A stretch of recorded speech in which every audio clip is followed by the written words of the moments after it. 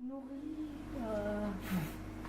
Et si je tourne la page, y voyez-vous la rage? Une erreur dans la suite, une fuite de colère, une peur qui s'ébruite et brise l'atmosphère des couleurs irréelles et de la lune belle qui éclaire les murs de la tour des murmures où monte notre espoir sans connaître l'espoir. L'arc-en-ciel est gisant. L'illustration devant traduire le gris pesant des nouveaux temps ici, reposant à l'abri du livre omniscient, mauvaise bible des grimaces, où la fraise perd la face. Imaginez un peu qu'on sanctionne le sourire. Bec dans l'eau pour le rire, torture du stylo, qui doit quand même écrire un bien triste tableau, où on peint les orages, mis à nu des ravages, besoin de dire la rage pour devenir sage. 1. Poser les pinceaux. 2.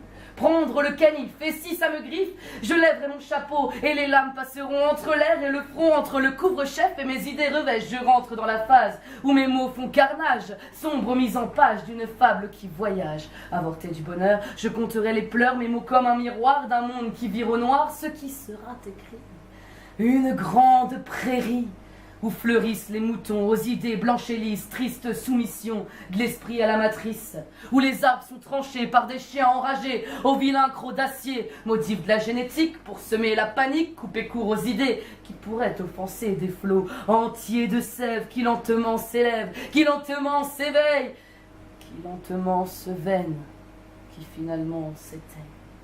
Je dois aussi vous parler de ce qu'on a retrouvé, étendu, piétiné et coincé dans leur cœur une pièce de monnaie, élément déclencheur d'une mort prématurée du lac mort. Nous croupissent tout un tas d'immondices qui mèneront au chaos à force de polluer l'eau. Les herbes on la jaunisse, les fleurs la chaux de pistre, longtemps apeurées par un taureau blindé qui voudrait mettre en cage toutes les fleurs de l'alpage et l'orage qui arrivent, prairie à la dérive, trop de culture intensive rend la terre offensive. Bref, tous les éléments se détraquent en même temps. Car le feu est présent, caché et bien gardé, mais quand même accueillant.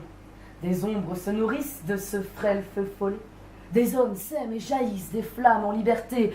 Encore trop humide, quelque peu timide, mais les braises sont là, et l'incendie bien viendra, le taureau tombera, les barrières brûleront, les moutons s'échapperont.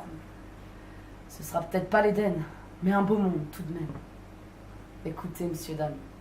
Ce n'est que la déclame d'une fleur récalcitrante qui a vécu dans le ventre d'une bête infâme, mais qui s'est nourrie aux flammes, et qui maintenant grandit, à force d'être accrochée au feu qui la rassure.